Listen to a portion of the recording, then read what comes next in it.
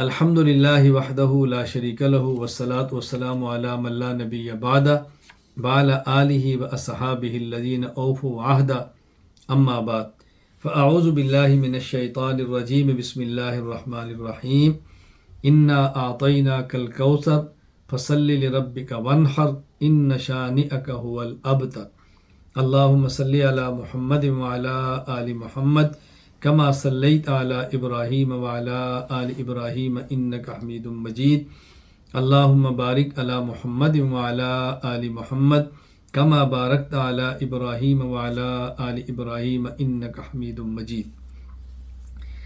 مسائل قربانی، سبق نمبر 3، قربانی کے جانور۔ وہ کون کون سے جانور ہیں جن کو ہم قربانی میں ذبح کر سکتے ہیں، اور وہ کون کون سے جانور ہیں جن کی قربانی کرنا ثابت ہے؟ تو آج ہم اس سبق میں بات کریں گے قربانی کے جانوروں کے بارے میں۔ یہ یاد رکھ لیں کہ قربانی کے جانور بنیادی طور پر تو 4 قسم کے ہیں، مثلا اونٹ، اونٹنی نمبر 1، بیل گائے نمبر 2، بکرا بکری نمبر 3، مینڈا بھیڑ نمبر 4۔ یہ تو اجمال ہے۔ جب آپ اس کو پھیلائیں گے تو آپ کہیں گے اونٹ یا اونٹنی ہو، بیل یا گائے ہو، اور اسی کے اندر شامل ہے بھینسا یا بھینس ہو، بکرا یا بکری ہو، مینڈا یا بھیڑ ہو، اور اسی کے اندر شامل ہے دمبا ہو یا دمبی ہو۔ یہ بات ذہن نشین فرما لیں۔ تو یہ وہ جانور ہیں جن کی قربانی کی جا سکتی ہے۔ فتاوی عالمگیریہ الباب الخامس، اما جنسہ فہو ان یکون من الاجناس الثلاثہ الغنم او الابل او البقر۔ جو قربانی میں جانور ذبح کیے جا سکتے ہیں وہ ان 3 قسموں میں سے ہونے چاہیے: بکری، اونٹ اور گائے۔ آگے فرماتے ہیں وَيَدْخُلُ فِي كُلِّ جِنْسٍ نَوْعُهُ، اور ہر قسم میں، ہر جنس میں اس کی نوع بھی شامل ہے۔ مثلا وَالذَّكَرُ وَالْأُنْثَى مِنْهُ وَالْخَصِيُّ وَالْفَحْلُ لِإِطْلَاقِ اسم الجنس علی ذالک۔ فرماتے ہیں اب اس میں مذکر ہو، نر ہو یا مادہ ہو، دونوں شامل ہیں۔ جانور خصی ہو تو بھی ٹھیک ہے، بغیر خصی ہو تو بھی ٹھیک ہے، اس لیے کہ ان سب کے اوپر اسی جانور کا نام بولا جاتا ہے۔ اچھا، اسی طرح فرمایا والمعز نوع من الغنم والجاموس نوع من البقر۔ مینڈا یہ بکری کی قسم ہے، آپ مستقل بکرا اور بکری بیان کر لو، یا بکرا اور بکری، مینڈا اور بھیڑ یوں کہہ لو۔ تو کہتے ہیں مینڈا یہ بھیڑ بکری کے اندر شامل ہے۔ اور اسی طرح والجاموس نوع من البقر، کہتا ہے جو بھینس ہے یہ گائے کے اندر ہی شامل ہے۔ جب آپ کہیں نا گائے کی قربانی، اس کا معنی بھینس بھی ہے، یعنی بھینس کو مستقل الگ ذکر کرنے کی ضرورت نہیں ہے۔ اب ہم الگ مستقل ذکر کیوں کرتے ہیں؟ اس لیے کہ بہت سارے لوگ بھینس کی قربانی کا انکار کرتے ہیں، تو ہمیں مستقل پھر بھینس کی قربانی پر الگ سے دلائل دینے پڑتے ہیں۔ یہ بات ذہن نشین فرما لیں۔ ہماری دلیل اس بات پر کہ قربانی میں یہ جانور ذبح کیے جا سکتے ہیں، سورۃ الحج آیت نمبر 34، وَلِكُلِّ أُمَّةٍ جَعَلْنَا مَنْسَكًا لِيَذْكُرُوا اسْمَ اللَّهِ عَلَىٰ مَا رَزَقَهُم مِّن بَهِيمَةِ الْأَنْعَامِ۔ ہم نے ہر امت کے لیے قربانی مقرر کی تاکہ وہ چوپایوں میں سے ان مخصوص جانوروں پر اللہ کا نام لیں، اللہ کا نام لے کر ذبح کریں۔ اب اس آیت میں قربانی کے جانوروں کے لیے لفظ آیا ہے بہیمۃ الانعام۔ بہیمۃ الانعام مویشی، خاص قسم کے مویشی، ہر مویشی نہیں، ہر جانور نہیں، خاص قسم کے جانور۔ وہ مویشی کون سے ہیں؟ مویشی کون سے ہیں؟ آگے سورۃ الانعام آیت نمبر 142، 143، 144 میں اس کی مزید وضاحت موجود ہے۔ چونکہ تفسیر کا اصول یہ ہے القرآن یفسر بعضہ بعضا، قرآن کریم بعض آیات میں بات مجمل کرتا ہے، دوسری بات آیات میں اسی آیت کو مزید کھول لیتا ہے۔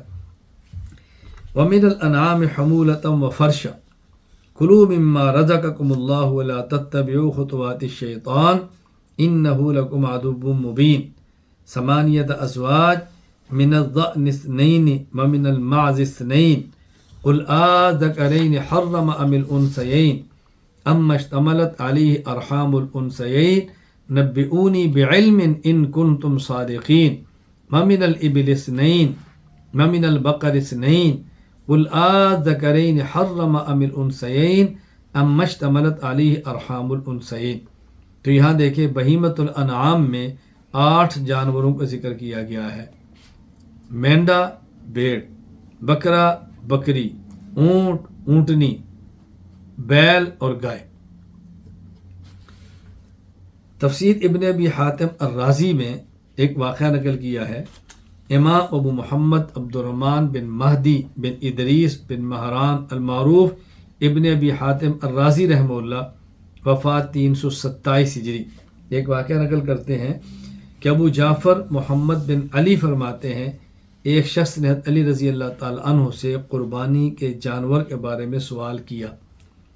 मिनस समानियतिल अज़वाज फ़कअन्न रजुला शक, यानी ये जो कुरान करीम में समानिया 8 किस्म के जानवर हैं इसके बारे में उसको तरद्दुद था, बात समझा नहीं। उसने अली से पूछा। अली रज़ी अल्लाह फरमाया तक़रउल कुरान, तो कुरान पढ़ता है? जी हाँ। फरमाया फ़समिअत अल्लाह यक़ूल या अय्युहल्लज़ीना आमनू औफ़ू बिल उक़ूद उहिल्लत लकुम बहीमतुल अनआम, क्या ये आयत तूने सुनी है? कहा जी हाँ। फरमाया वसमिअतहु यक़ूल लियज़्कुरु इस्मल्लाहि अला मा रज़क़ मिन बहीमतिल अनआम, ये आयत भी सुनी है?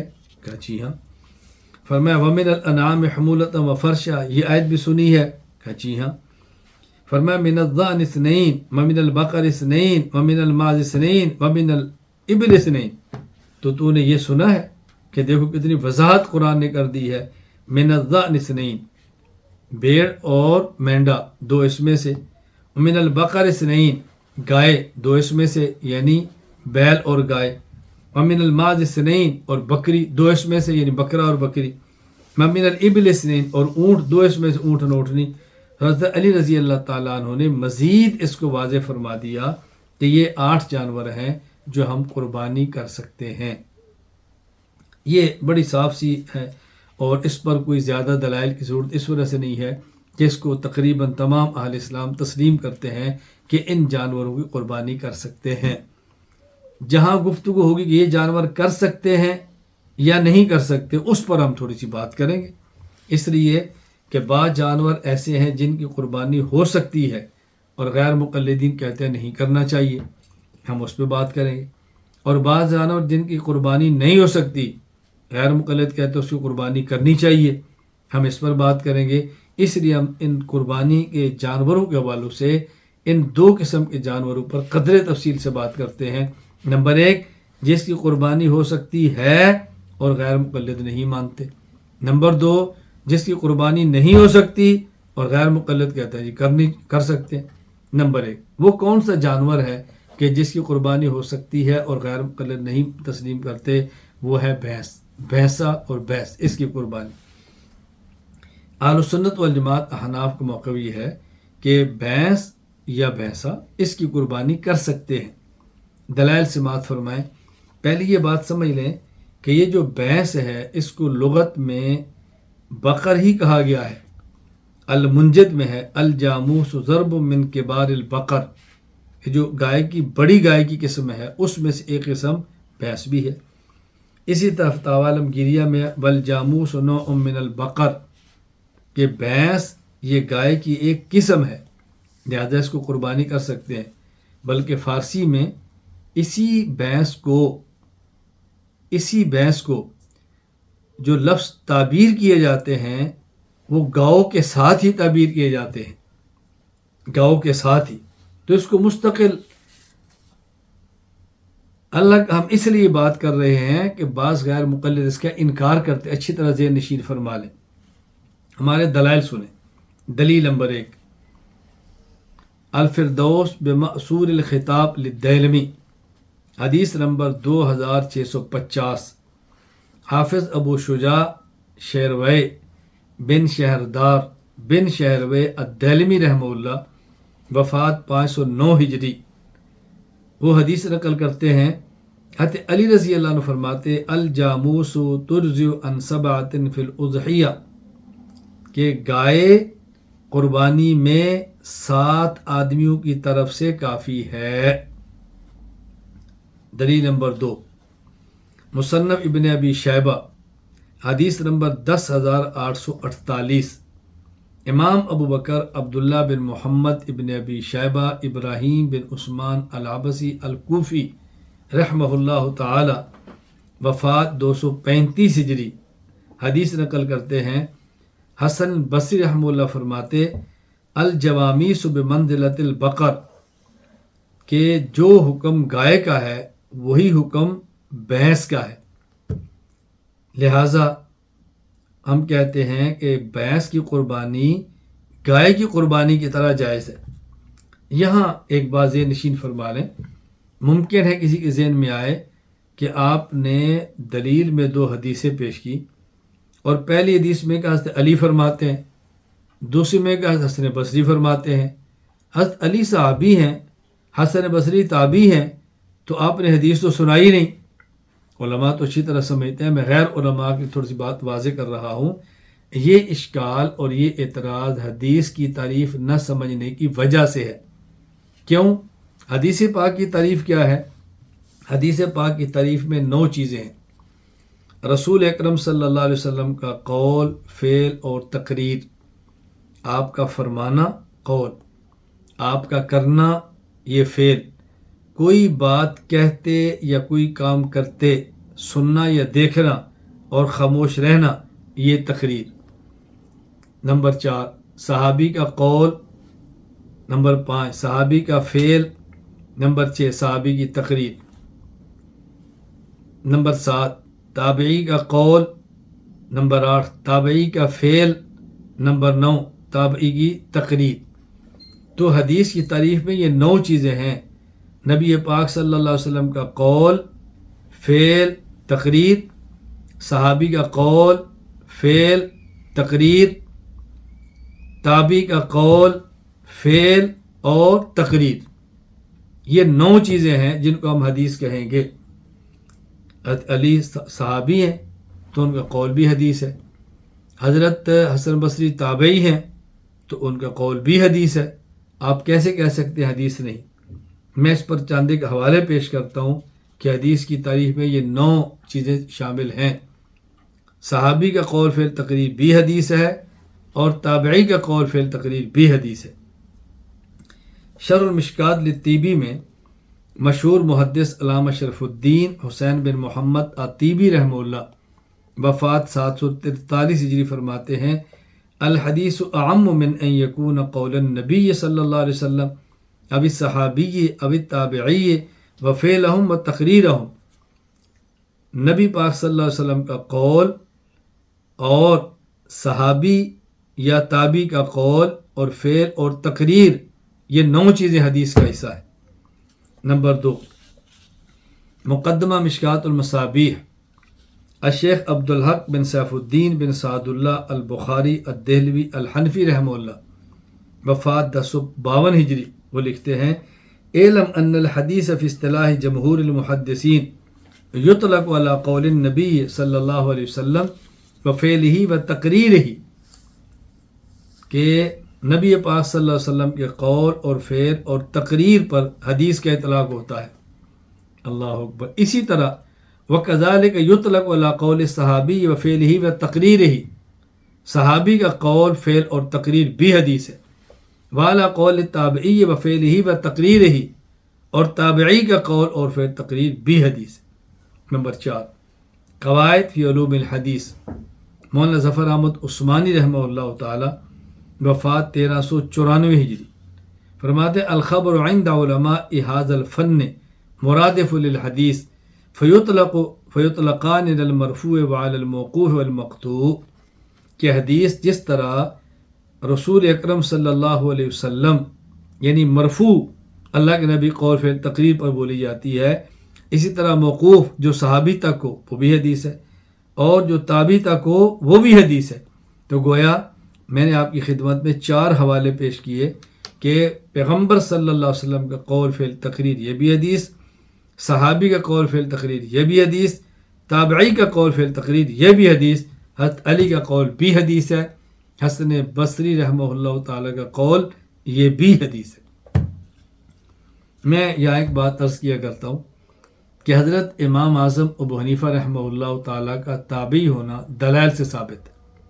آپ چاہیں تو امام حنیفہ کتاب الفقہ الاکبر کی شرح الفقہ الاکبر جو میری ہے وہ آپ اس کو مطالعہ فرمائیں، میں نے اس میں تفصیل اس پر بات کی ہے کہ حضرت امام اعظم ابو حنیفہ رحمہ اللہ تابعی ہے۔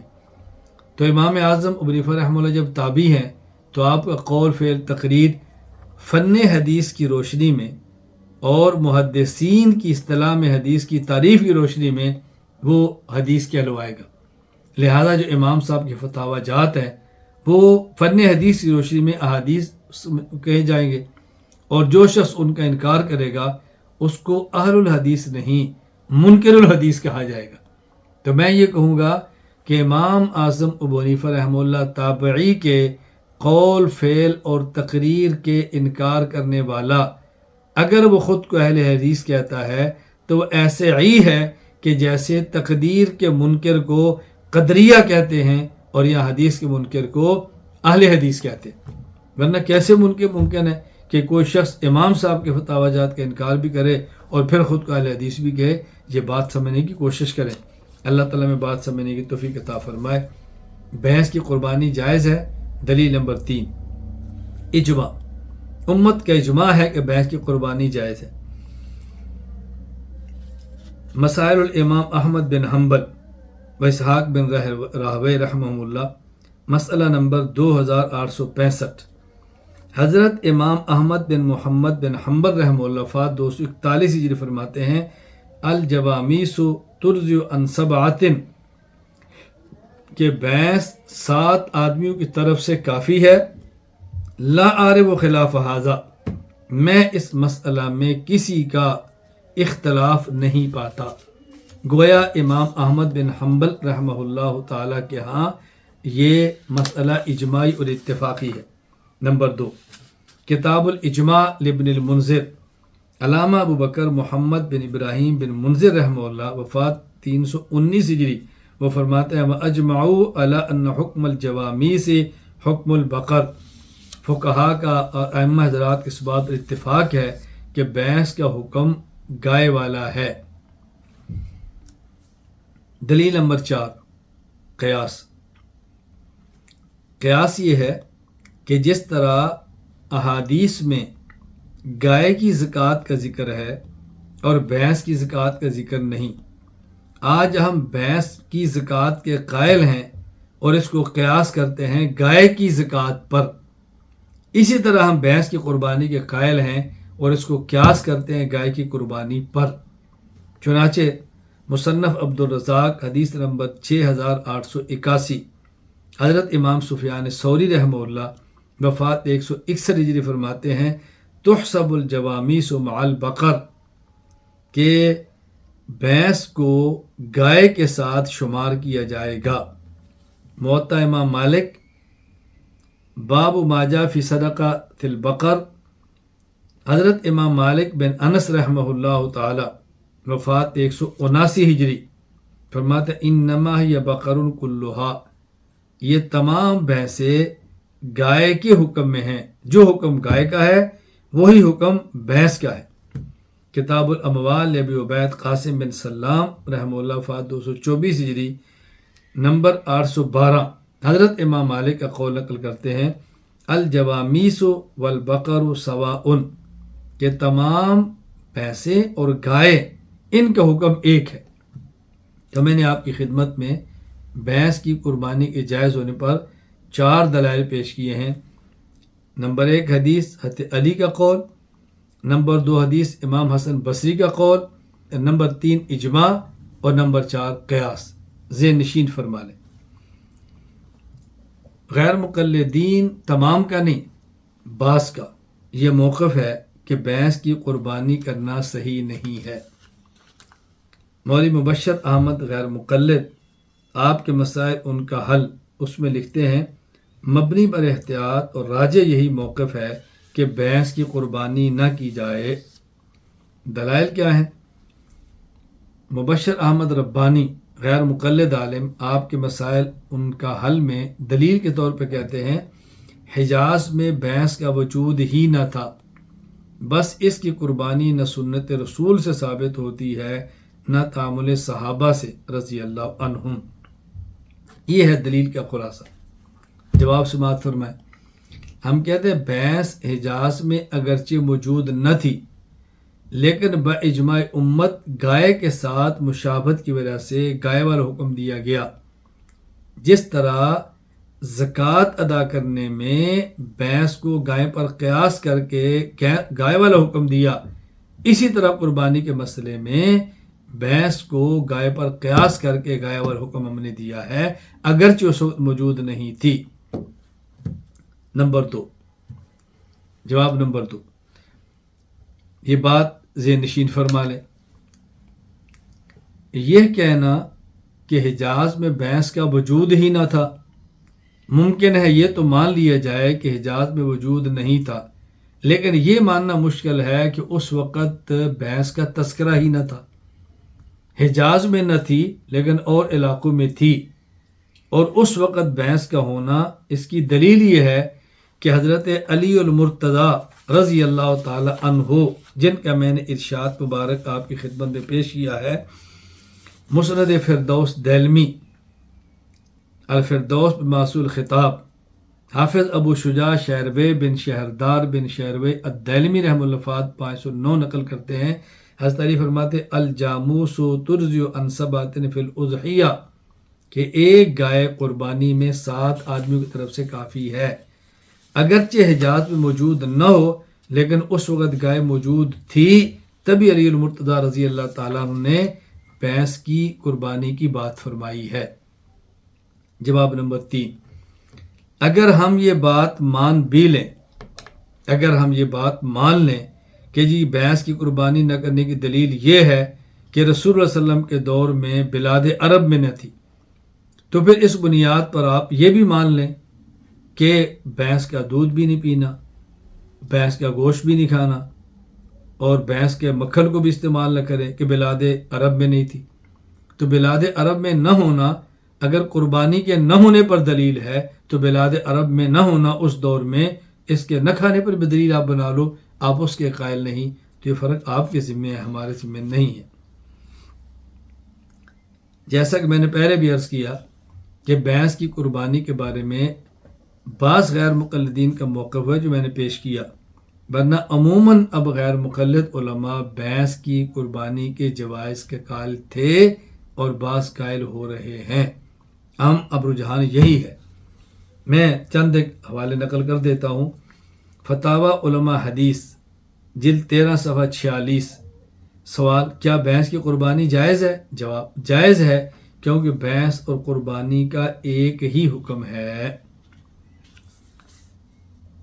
فتاوی علماء حدیث جلد 13 صفحہ 74، خلاصہ بحث یہ ہے کہ بکری گائے کی قربانی مسنون ہے، تاہم بھینسا کی قربانی بھی جائز اور مشروع ہے، اور ناجائز لکھنے والے کا مسلک درست نہیں۔ نمبر 2، مولوی نعیم الحق ملتانی غیر مقلد مستقل کتاب لکھی ہے بھینس کی قربانی کا تحقیقی جائزہ، اس میں بھینس کی قربانی کو جائز کہا اور دلائل کے منکر کو جاہل کہا۔ آپ اندازہ فرمائیں، دلائل کے منکر کو انہوں نے جاہل تک کہا، یہ عجیب بات ہے۔ نمبر 3، غیر مقلد عالم حافظ ابو یحییٰ نور پوری، ان کا یوٹیوب پر ویڈیو کلپ موجود ہے کہ بھینس اور قربانی جائز ہے۔ نمبر 4، مولوی عبدالرحمن عابد غیر مقلد، ان کا یوٹیوب پر ویڈیو کلپ موجود ہے کہ بھینس کی قربانی جائز ہے اور کئی وجوہ پیش کی ہیں۔ نمبر 5، حافظ مشتاق اکاڑوی غیر مقلد، ان کا ویڈیو کلپ موجود ہے کہ بھینس کی قربانی جائز ہے۔ نمبر 6، مولوی ابو معاذ حنیف غیر مقلد، ان کا ویڈیو کلپ موجود ہے کہ بھینس کی قربانی جائز ہے۔ نمبر 7، حافظ عبد المجید فرخ غیر مقلد، ان کا ویڈیو کلپ موجود ہے کہ بھینس کی قربانی جائز ہے۔ نمبر 8، حافظ ندیم ظہیر غیر مقلد، ان کا ویڈیو کلپ موجود ہے کہ بھینس کی قربانی جائز ہے۔ نمبر 9، مولوی عبدالسلام بن محمد غیر مقلد، ان کا ویڈیو کلپ موجود ہے کہ بھینس کی قربانی جائز ہے۔ نمبر 10 مولوی عبداللہ ناصر رحمانی غیر مقلد، ان کا ویڈیو کلپ موجود ہے کہ بھینس کی قربانی جائز ہے۔ تو میں نے 10 حوالے پیش کیے ہیں کہ اب غیر مقلد بھی بھینس کی قربانی کے جواز کے قائل ہیں۔ ہمارا کوئی لڑائی جھگڑا نہیں ہے، ہم ثابت کرنا چاہتے ہیں کہ بھینس کی قربانی کرنا جائز ہے۔ میں نے آپ خدمت میں عرض کیا تھا کہ بطور خاص ان جانوروں پر بات کریں گے جن کی قربانی جائز ہے اور غیر مقلد کہتے ہیں جائز نہیں، جس طرح کہ میں نے بھینس کی بات کی ہے۔ اسی طرح وہ جانور کہ جن کی قربانی جائز نہیں اور غیر مقلد کہتے ہیں جائز ہے، اس پر بھی ہم قدر تفصیل سے بات کریں گے۔ وہ جانور کہ جن کی قربانی کرنا جائز نہیں اور غیر مقلد کہتے ہیں کہ جائز ہے، ان میں ایک جانور ہے گھوڑا اور ایک جانور ہے مرغ۔ ایک اور بھی ہے جو گھوڑا اور مرغ اور جانور نہیں بلکہ وہ انڈا ہے جس سے جانور نکلتا ہے، اس پر تھوڑی سی بات میں آگے جا کر کروں گا۔ تو بعض غیر مقلدین کے گھوڑے کی قربانی کرنا جائز ہے، چنانچہ ابو محمد مفتی عبدالاستاد دہلوی غیر مقلد، وفات 1966، ان کا فتاویٰ ہے فتاویٰ ستاریہ، اس میں ایک سوال اور جواب ہے۔ میں سوال و جواب مکمل نقل کرتا ہوں تاکہ آپ کے سامنے پوری بات آ جائے۔ سوال: کیا فرماتے ہیں علماء دین و مفتیان شرع متین اس مسئلہ میں کہ قربانی اسب کہتے ہیں گھوڑے کو، قربانی اسب کی اجازت شرع شریف سے ہے یا نہیں؟ جوابات: گھوڑے کی قربانی بھی سنت صحابہ ہے، حررہ ابو عیسیٰ محمد موسیٰ، وارد حال امرتسر۔ نمبر 2، گھوڑے کے حلال ہونے میں کوئی شبہ نہیں اور قربانی بھی بعض روایتوں میں آتی ہے۔ عبداللہ امرتسری، مدیر اخبار تنظیم اہل حدیث روپڑ، ممتحن مدرسہ دارالحدیث رحمانیہ دہلی۔ نمبر 3، گھوڑے کے حلال ہونے میں کوئی شبہ نہیں ہے اور قربانی کرنا بھی ثابت ہے، صرف اگر گراں قیمت ہونے کی وجہ سے اونٹ اور گھوڑا قربانی میں ذبح کرنا مروج نہیں ہوا۔ ابو شکور عبدالقادر حصاروی، عفی عنہ بقلمہ۔ نمبر 5، واقعی گھوڑا حلال جانور ہے، اس کا کھانا اور قربانی کرنا ثابت ہے۔ ابو الخلیل عبدالجلیل خان، ناظم صیغہ اشاعت الکتاب والسنہ، دارالامارت دہلی۔ نمبر 6، گھوڑے کی حلت چونکہ نص صریح سے ثابت ہے اس لیے اس کی قربانی بھی جائز ہے۔ حررہ عبد المجید، خادم ایڈیٹر اخبار مسلمان سودرہ گجرانوالہ۔ نمبر 7، بے شک قانون محمدی کی روح سے گھوڑا حلال ہے اور اس کی قربانی بھی جائز ہے۔ کتبہ مولوی عبداللہ امیر قوم اوڈ فاضل کا۔ یہ سارے حوالے موجود ہیں فتاویٰ ستاریہ جلد 1 میں، عنوان ہے گھوڑے کی حلت اور قربانی کا فتویٰ۔ یہ ہے غیر مقلدین کا موقف، اور دلیل کیا ہے؟ ان کی دلیل ابو الخلیل عبدالجلیل خان کے حوالے سے فتاویٰ ستاریہ میں موجود ہے، میں اس کو تفصیل سے عرض کر دیتا ہوں۔ صحیح بخاری کتاب الذبائح والصید، باب النحر والذبح، حضرت امام محمد بن اسماعیل البخاری رحمہ اللہ، وفات 256 ہجری، حدیث نقل فرماتے ہیں، اسماء بنت ابی بکر رضی اللہ عنہما فرماتی ہیں، نحرنا علی عہد النبی صلی اللہ علیہ وسلم فرسن فاکلناہ، ہم نے رسول اکرم صلی اللہ علیہ وسلم کے دور میں گھوڑے کو ذبح کیا اور اس کا گوشت کھایا۔ اس روایت میں لفظ نحرنا ہے جس کی بنیاد پہ غیر مقلد کہتے ہیں قربانی کرنا جائز ہے۔ جوابات سے مات فرمائیں۔ جواب نمبر 1، قرآن کریم میں بہیمۃ الانعام جن کی قربانی کا حکم ہے اس کی تفصیل میں 8 ازواج، 8 قسم کے جانور آئے ہیں جن میں گھوڑا نہیں ہے، لہٰذا گھوڑے کی قربانی کے جواز کا قول کرنا یہ قرآن کریم کے خلاف ہے۔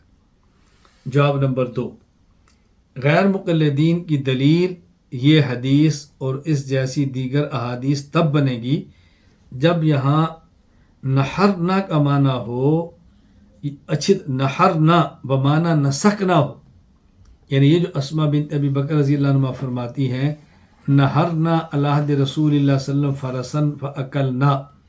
اب نحرنا کے ایک معنی ہے ذبحنا اور ایک معنی ہے نسکنا۔ ذبحنا کا معنی ہم نے گھوڑا ذبح کیا اور گوشت کھایا فاکلنا، اور ایک ہے نسکنا، ہم نے گھوڑے کی قربانی دی اور گھوڑے کا گوشت کھایا فاکلنا۔ تو ان کی دلیل تب بنے گی جب نحرنا کا معنی نسکنا قربانی کرنا ہوگا، اور اگر نحرنا کا معنی ما ذبح نہ ہو ذبح کر کے کھانا تو اس سے قربانی پر دلیل نہیں ہوگی۔ ہمارا موقف یہ ہے کہ دیگر احادیث کو سامنے رکھا جائے تو ثابت ہوتا ہے کہ نحرنا کا معنی نسکنا قربانی کرنا نہیں بلکہ ذبحنا صرف ذبح کرنا ہے۔ باقی گھوڑے کو ذبح کیا اور کھایا، اس کا جواب کیا ہے؟ آج ذبح کر کے کھانا بھی مکروہ ہے اور جائز نہیں ہے، اس پہ دلائل میں پیش کروں گا۔ فی الحال میں یہ پیش کر رہا ہوں اس روایت کی بنیاد پر گھوڑے کی قربانی کا قائل ہونا یہ درست نہیں، چنانچہ آپ احادیث سماعت فرمائیں۔ صحیح بخاری حدیث نمبر 5511، امام ابو عبداللہ محمد بن اسماعیل بخاری رحمہ اللہ وفات 256 ہجری، حدیث نقل کرتے ہیں انہی حضرت اسماء رضی اللہ تعالی عنہا سے، فرماتی ہیں ذبحنا علی عہد رسول اللہ صلی اللہ علیہ وسلم، یا نحرنا نہیں ہے کہ جس کا ایک معنی ذبح نہ کریں یا دوسرا معنی نسک نہ کریں، بلکہ لفظ ذبحنا ہے کہ ہم نے رسول اللہ علیہ وسلم کے دور میں گھوڑا ذبح کیا، ونحن بالمدینہ، اور مدینہ منورہ میں کیا، فاکلنا، اور ہم نے کھایا۔ نمبر 2، المعجم الکبیر للطبرانی حدیث نمبر 302، امام ابو القاسم سلیمان بن احمد بن ایوب الشامی الطبرانی رحمہ اللہ وفات 360 ہجری، انہی اسماء بنت ابی بکر رضی اللہ تعالی عنہما کی حدیث لائے ہیں۔ یہ فرماتی ہیں ذبحنا فرسن علی عہد رسول اللہ صلی اللہ علیہ وسلم فاکلناہ، یہاں بھی نحرنا نہیں ہے کہ جس کا ایک معنی ذبح نہ ہو یا اس کا معنی نسک نہ ہو، دوسرا معنی لفظ ہی ذبحنا ہے کہ جس کا معنی ذبح کرنا ہے، اس سے آپ نسکنا قربانی والا معنی نہ لیں۔ نمبر 3، کنز العمال فی سنن الاقوال والافعال، شیخ علی متقی بن حسام الدین رحمہ اللہ وفات 975 ہجری، انہی حضرت اسماء بنت ابی بکر رضی اللہ عنہما سے حدیث لائے ہیں۔ یہ فرماتی ہیں ذبحنا فرسن فاکلنا نحن واہل بیت رسول اللہ صلی اللہ علیہ وسلم، یہاں بھی ذبحنا ہے کہ ہم نے گھوڑے کو ذبح کیا۔ بات سمجھ لیں، غیر مقلدین نے حدیث پیش کی ہے صحیح بخاری کی نحرنا، اس سے قربانی کی جواز پہ دلیل تب بنے گی جب نحرنا کا معنی نسک نہ ہو قربانی کرنا۔ ہم کہتے ہیں نحرنا کا معنی ذبحنا ہے، ذبح کرنا صرف، اس کا قربانی سے کوئی تعلق نہیں ہے، اور ہم نے اس پر 3 احادیث پیش کی ہیں، صحیح بخاری، صحیح مسلم اور کنز العمال، کہ یہاں ذبحنا کے لفظ موجود ہے صراحتاً حدیث پاک میں، اس کو اچھی طرح ذہن نشین فرمائیں۔ جواب نمبر 3، دیکھیں جن احادیث سے گھوڑے کے ذبح کر کے گوشت کھانے کا جواز ثابت ہوتا ہے وہ خود احادیث منسوخ ہیں۔ جب یہ حدیث ہی منسوخ ہے تو آپ اس حدیث سے گھوڑے کے کھانے پر دلیل نہیں بنا سکتے، پیش کر سکتے۔ آپ اس حدیث کی بنیاد پر گھوڑے کے گوشت کھانے کے قائل نہیں ہو سکتے، تو گھوڑے کی قربانی کے قائل کیسے ہو سکتے ہیں؟ یہ احادیث ہی منسوخ ہے۔ منسوخ کو بطور دلیل پیش کرنا یہ غیر مقلدین کا کام تو سکتا ہے، سمجھدار اہل سنت والجماعت ایسا نہیں کر سکتا۔ اب اس پر دلائل سماعت فرمائیں کہ یہ حدیث منسوخ ہے۔ دلیل نمبر 1، سنن ابی داؤد کتاب الاضحیہ باب فی اکل لحوم الخیل، امام ابو داؤد سلیمان بن اشعث السجستانی رحمہ اللہ وفات 275 ہجری، حضرت خالد بن ولید رضی اللہ عنہ سے حدیث لائے، فرماتے ہیں ان رسول اللہ صلی اللہ علیہ وسلم نہا عن اکل لحوم الخیل والبغال والحمیر، رسول اکرم صلی اللہ علیہ وسلم نے گھوڑے کا گوشت، خچر کا گوشت اور گدھے کا گوشت کھانے سے منع فرمایا۔ رسول اکرم صلی اللہ علیہ وسلم نے منع فرمایا ہے۔ اور امام بدر الدین محمود بن احمد بن موسیٰ العینی رحمہ اللہ وفات 855 ہجری، عمدۃ القاری باب غزوۃ خیبر فرماتے ہیں سند حدیث خالد جید، اس حدیث کی سند جید ہے۔ دلیل نمبر 2، शरह मुश्किल आसार बाब बयान मुश्किल मारूवी अन नबी सल्लल्लाहु अलैहि वसल्लम फ़ी लुहूमिल खैल मिन कराहा व मिन इबाहा मिन हदीस जाबिर बिन अब्दुल्लाह रज़ियल्लाहु अन्हु। इमाम अबू जाफ़र अहमद बिन मोहम्मद बिन सलामा तहावी रहमहुल्लाह वफ़ात 321 हिजरी शरह मुश्किल आसार में नकल करते हैं और अल-मुजमुल औसत लित्तबरानी हदीस नंबर 3692 इमाम अबुल क़ासिम सुलेमान बिन अहमद बिन अय्यूब अश-शामी अत-तबरानी रहमहुल्लाह वफ़ात 360 हिजरी हदीस नकल करते हैं। जाबिर बिन अब्दुल्लाह रज़ी अल्लाह फरमाते हैं लम्मा काना यौम खैबर असाब अन्नास मजा, खैबर ग़ज़वा खैबर के मौके पर बहुत ज़्यादा भूख ने सताया सहाबा किराम रज़ी अल्लाह मजमाइन को। फ़अख़ज़ुल हुमर अल अहलिया, तो उन्होंने पालतू गधों को लिया, फ़ज़बहूहा ज़बह कर दिया, फ़मलऊ मिनहल क़ुदूर हंडियाँ उससे भर दी, गोश्त पकाना शुरू किया। फ़बलग़ ज़ालिक नबी सल्लल्लाहु अलैहि वसल्लम, अल्लाह के नबी को जब ये खबर पहुँची, फ़अमरना रसूलुल्लाह सल्लल्लाहु अलैहि वसल्लम फ़कफ़अना यौमइज़िनिल क़ुदूर, हुज़ूर ने हुक्म दिया, हमने हंडियाँ उड़ेल दी और आपने फरमाया इन्नल्लाह अज़्ज़ा वजल सयअतीकुम बिरिज़्क़िन हुवा अहल्लु मिन हाज़ा व अत्यब, अल्लाह तुम्हें से बेहतर ज़्यादा हलाल और पाकीज़ा रिज़्क़ अता फरमाएंगे। फ़कफ़अना यौमइज़िनिल क़ुदूर वहिय तग़ली, हंडियों में उबाल आ रहा था, जोश मार रही थी, हमने गोश्त निकाल के फेंक दिया।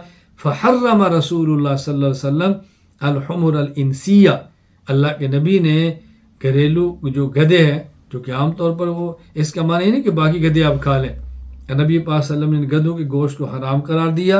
वलहुमुल खैल, और घोड़े का गोश्त, वल बिगाल, और खच्चर का गोश्त, वकुल्लज़ी नाब मिनस सिबा, और हर उस जानवर का दरिंदे का गोश्त जो शिकार करता हो अपनी कुचली दांत से। वकुल्लज़ी नाब मिखलब मिनत तैर, हर उस परिंदे का जो अपने पंजे से शिकार करता हो। वहर्रमल मुजस्समा वल खनीसा वन नुखबा, इसका मतलब क्या है? मुजस्सम और जानवर कहते हैं जिसको बांधा जाए और मारें और बगैर ज़बह किए मर जाए, निशाना मारें और मर जाए। और अल खलीसा, जिसको दरिंदे ने पकड़ा, उचका और ज़बह किए बगैर वो मर गया। इसी तरह वन नुहबा, किसी दरिंदे के हाथों उचका हुआ जानवर, यानी दरिंदे ने उसको पकड़ा या उचक लिया और ज़बह किए बगैर मर गया, तो ये अल्लाह के नबी ने फरमाया कि इनका गोश्त खाना हराम है। मजमू ज़वाइद व मंबउल फ़वाइद हदीस नंबर 8053 इमाम नूरुद्दीन अली बिन अबू बकर बिन सुलेमान अल हैसमी रहमहुल्लाह वफ़ात 807 हिजरी फरमाते हैं रवाहु तबरानी फ़िल औसत वल बज़्ज़ार बिख्तिसार व रिजालुहुमा रिजालुस सहीह। ये जो हदीस है इसके सही बुखारी और सही मुस्लिम के रावी हैं, खला शेख तबरानी सवाए शेख तबरानी उमर बिन हफ्स के, लेकिन वो भी हुआ सिक़तुन, वो भी काबिल एतमाद है। तो मैंने आप खिदमत में हदीसें नकल की हैं कि घोड़े को ज़बह करके खाने की हदीस मनसूख है, हदीस ही मनसूख है। इसकी बुनियाद पर घोड़े के गोश्त खाने के आप कायल नहीं हो सकते, तो घोड़े की कुर्बानी के कायल कैसे हो सकते हैं? यहाँ मैं चंद एक दलाइल पेश कर देता हूँ कि घोड़े को ज़बह करके उसका गोश्त खाना ही मकरूह है। इस पर मज़ीद दलाइल से मात फरमा लें। इमाम अबू बकर अहमद बिन अली अर्राज़ी अल जस्सास रहमहुल्लाह वफ़ात 370 हिजरी अहकामुल कुरान लिल जस्सास सूरत अन-नहल यहाँ फरमाते हैं अन इब्न अब्बास रज़ियल्लाहु अन्हुमा अन्नहु करिहा लुहूमल खैल, अब्दुल्लाह बिन अब्बास रज़ियल्लाहु अन्हुमा घोड़े के गोश्त को मकरूह समझते थे। अच्छा, इसी तरह अल हिदाया किताब ज़बाइह फस्लुन फ़ीमा यहिल्लु अक्लुहु मा ला यहिल, अल्लामा अली बिन अबू बकर बिन अब्दुल जलील अल मरग़नानी रहमहुल्लाह वफ़ात 593 हिजरी फरमाते हैं वयुकरहु लहमुल फ़रस इंदा अबी हनीफ़ा रहमहुल्लाह व क़ौल मालिक, घोड़े का गोश्त इमाम हनीफ़ा इमाम मालिक का खाना मकरूह है। दलील नंबर 1 सूरत अन-नहल आयत नंबर 8 वल खैला वल बिगाला वल हमीरा लितरकबूहा वज़ीना व यख़लुक़ु मा ला तालमून, اللہ تعالیٰ نے جب اپنی نعمتوں کا ذکر کیا تو اللہ فرماتے ہیں ہم نے گھوڑا پیدا کیا، خچر پیدا کیا، اونٹ پیدا کیا، کیوں؟ تاکہ تم اس پر سواری کرو، یہ تمہاری زینت کا ذریعہ ہو۔ اب دیکھو اللہ تعالیٰ نعمت ذکر فرما رہے ہیں، اگر ان کا گوشت کھانا بھی حلال ہوتا تو اللہ تعالیٰ ان کے گوشت کھانے کے ذکر بھی فرماتے، کیوں؟ جانور پر سوار ہونا اور جانور کا زینت کا ہونا اتنی بڑی نعمت نہیں جتنی بڑی نعمت اس کے گوشت کو کھانے کی ہے۔ تو کیسے ہو سکتا ہے کہ خبیر اور حکمت والا شخص اپنی نعمتوں کا ذکر کرے تو بڑی نعمت کو چھوڑ کے چھوٹی کا ذکر فرما دے؟ چنانچہ الہدایہ کتاب الذبائح فصل فیما یحل اکل وما لا یحل کے تحت امام ابو الحسن علی بن ابو بکر بن عبد الجلیل المرغنانی رحمہ اللہ وفات 593 ہجری فرماتے ہیں، ولی ابی حنیفۃ رحمہ اللہ تعالی قولہ تعالی والخیل والبغال والحمیر لترکبوها وزینہ خرج مخرج الامتنان والاکل من اعلی منافعها، یا اللہ نے احسانات ذکر کیا اور گوشت بڑا نفع ہے، والحکیم لا یترک الامتنان باعلی النعم ویمن بادناها، اور حکیم ایسا نہیں کرتا حکمت والا کہ چھوٹی نعمت کا ذکر کرے اور بڑی نعمت کو چھوڑ دے، یہ ایسا نہیں ہو سکتا۔ دلیل نمبر 2 میں پہلے بھی ذکر کر چکا ہوں کہ شرح مشکل الآثار باب بیان مشکل ما روی عن النبی صلی اللہ علیہ وسلم فی لحوم الخیل کے تحت امام ابو جعفر احمد بن محمد بن سلامت طحاوی رحمہ اللہ وفات 321 ہجری نے، اور المعجم الاوسط حدیث نمبر 3692 حضرت امام ابو القاسم سلیمان بن احمد بن ایوب الشامی الطبرانی رحمہ اللہ وفات 360 ہجری حدیث نقل کی ہے۔ جابر بن عبداللہ رضی اللہ عنہ فرماتے ہیں کہ خیبر کے دن جب بہت بھوک لگی، صحابہ کرام نے گدے ذبح کیے، ان کو ہنڈیوں پر رکھ دیا۔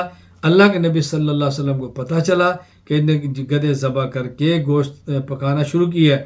فرماتے ہیں کہ ہنڈیاں جو ہے نا وہ پک رہی تھیں، جوش مار رہی تھیں۔ اللہ کے نبی نے فرمایا انڈھیل دو، تمہیں اللہ اس سے بہتر پاکیزہ اور حلال رزق دے گا، اور آپ نے اس موقع پر گھوڑے اور گدے اور خچر کے گوشت کے حرام ہونے کا اعلان فرمایا۔ یہ صحیح حدیث پاک موجود ہے۔ لما کان یوم خیبر اصاب الناس مجاعہ فاخذوا الحمر الاہلیہ فذبحوها وملوا منها القدور فبلغ ذلك النبی صلی اللہ علیہ وسلم فامرنا رسول اللہ صلی اللہ علیہ وسلم فكفأنا يومئذ القدور وقال ان اللہ عز وجل سیاتیکم برزق واحل من هذا اطیب فكفأنا يومئذ القدور وهي تغلی فحرم رسول اللہ صلی اللہ علیہ وسلم الحمر الانسیہ ولحوم الخیل والبغال، اللہ کے نبی نے اونٹ، گدھا اور گھوڑا اس کے گوشت کھانے کو حرام قرار دے دیا۔ ایک اور جانور جس کے غیر مقلد قربانی کے قائل ہیں وہ ہے مرغ۔ غیر مقلد کہتے ہیں مرغ کی قربانی کرنا جائز ہے۔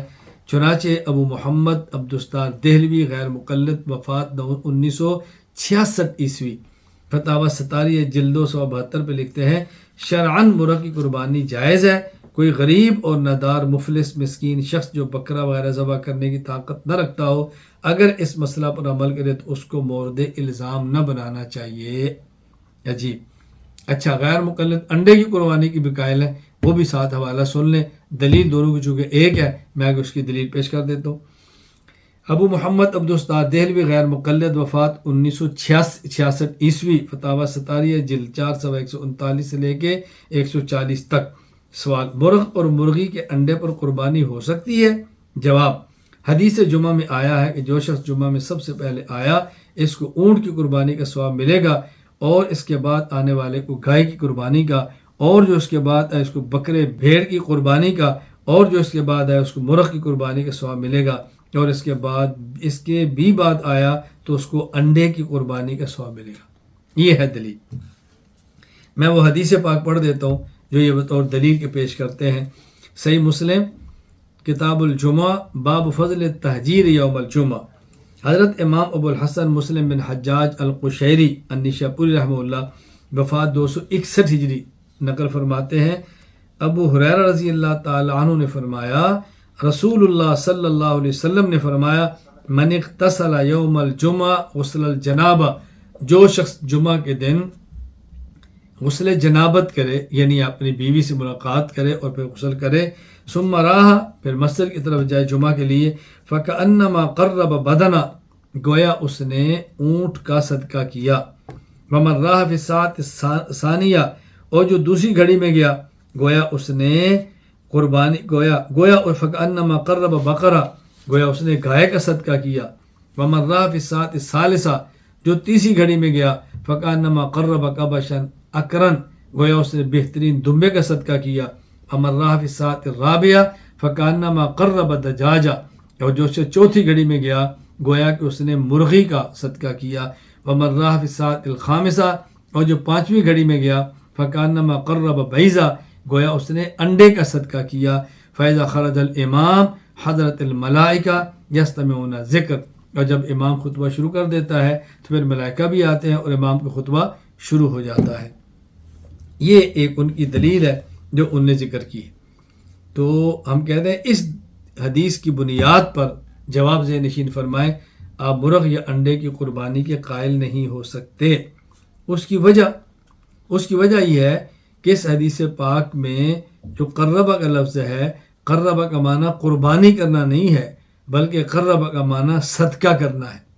دلیل اس میں انڈے کا ذکر بھی ہے، اور انڈے کی قربانی کیسے کر سکتے ہیں؟ انڈے کو ذبح کیسے کریں گے؟ قربانی ہوتی ہے اراقۃ دم، خون بہانا، انڈے کا آپ کون سا خون بہائیں گے؟ ذرا عقل سے کام لو، یہ بات اچھی طرح سے نشین فرما لیں، اس کو بطور دلیل کے پیش نہیں کر سکتے۔ شرح مسلم للنووی کتاب الجمعہ باب فضل التحجیر یوم الجمعہ، حضرت امام ابو زکریا یحییٰ بن شرف النووی رحمہ اللہ وفات 676 ہجری لکھتے ہیں فمان قرب تصدق، قرب کا معنی صدقہ کرنا۔ اعلاء السنن کتاب الاضاحی شیخ الاسلام علامہ ظفر احمد عثمانی رحمہ اللہ وفات 1396 ہجری، وہ لکھتے ہیں والتقریب التصدق بالمال تقربا الی اللہ عز وجل۔ تو یہاں تقریب کا معنی مال کا صدقہ کرنا ہے، اونٹ کا صدقہ کرے، گائے کا صدقہ کرے، دمبے کا صدقہ کرے، مرغ کا صدقہ کرے، اونٹ کا صدقہ کرے، اس کا اجر ملتا ہے، اس کا معنی اس کو ذبح کرنا نہیں ہے۔ یہاں بطور فائدہ ذہن نشین فرما لے جو حدیث میں نا پہلی گھڑی، دوسری، تیسری، چوتھی، اس کا مطلب یہ ہے کہ آپ دن کو 24 گھنٹے میں تقسیم کریں تو جو 12 گھنٹے ہیں صبح صادق سے لے کے ان میں پہلا گھنٹہ پہلی گھڑی، دوسرا گھنٹہ دوسری گھڑی، تیسرا گھنٹہ تیسری گھڑی، یوں 12 گھنٹے 12 ساعت اور گھڑیاں شمار ہوتے ہیں۔ اس کو 12 حصوں میں تقسیم کر دیں، ہر حصہ ایک ساتھ سمجھا جائے گا۔ یہ حدیث پاک کا مفہوم ہے۔ دلیل نمبر 2 صحیح مسلم کتاب الجمعہ باب فضل التحجیر یوم الجمعہ، اسی طرح کی حدیث ہے، الفاظ کا تھوڑا سا فرق ہے۔ حضرت امام ابو الحسن مسلم بن حجاج القشیری النیشاپوری رحمہ اللہ وفات 261 ہجری حدیث نقل کرتے ہیں۔ حضرت ابو ہریرہ رضی اللہ عنہ فرماتے ہیں رسول اللہ صلی اللہ علیہ وسلم فرمایا اذا کان یوم الجمعہ، جب جمعے کا دن ہو، کان علی کل باب من ابواب المساجد ملائکہ، مسجد کے دروازوں میں سے ہر دروازے پر فرشتے ہوتے ہیں، اللہ کی طرف سے متعین ہے، یکتبون الاول فالاول، وہ لکھتے ہیں پہلے کون آیا، پھر اس کے بعد پہلے کون آیا، پھر اس کے بعد پہلے کون آیا۔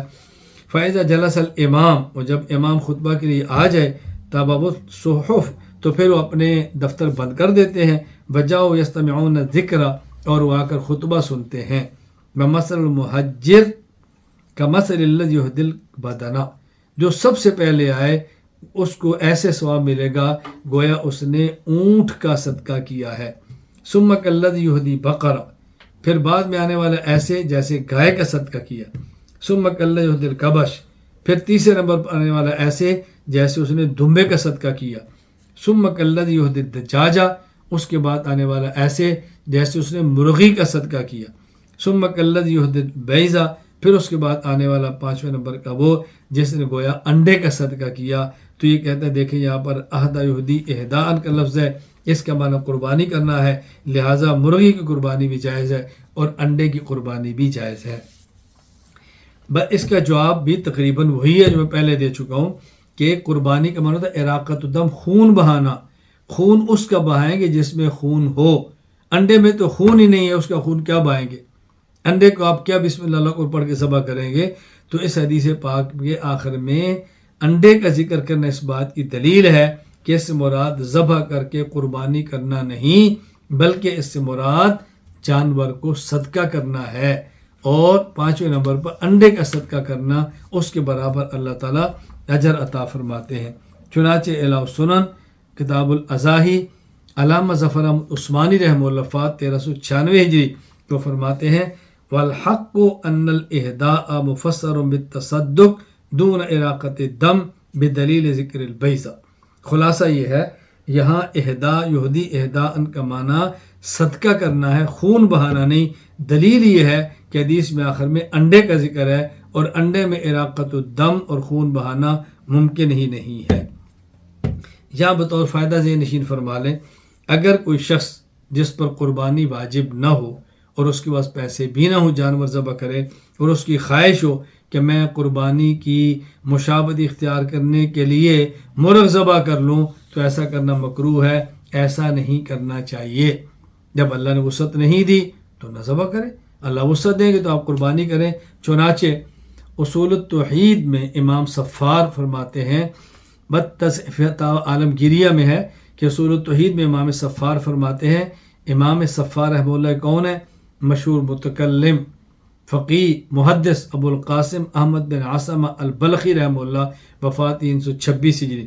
والتضحیۃ بالدیک والدجاجہ فی ایام الاضحیہ ممن لا اضحی علیہ لإیصال تشبیہ بالمضحین مکروہ لأنہ من رسوم المجوس۔ جس آدمی پر قربانی واجب نہیں، تنگ دستی کی وجہ سے وہ قربانی کرنے والوں سے مشابہت اختیار کرنے کے لیے اگر تنگ دستی کی بنیاد پر مرغی ذبح کرتا ہے، فرماتے ہیں مکروہ ہے۔ کیوں؟ اس لیے مکروہ ہے کہ یہ مجوسیوں کی مشابہت ہے۔ مجوسی کیا کرتے خدا بہتر جانتا ہے، اس لیے میں عرض کرتا ہوں کہ ایسا کرنا مناسب نہیں، اس سے بچنا چاہیے۔ اللہ تعالیٰ میں بات سمجھنے کی توفیق عطا فرمائے۔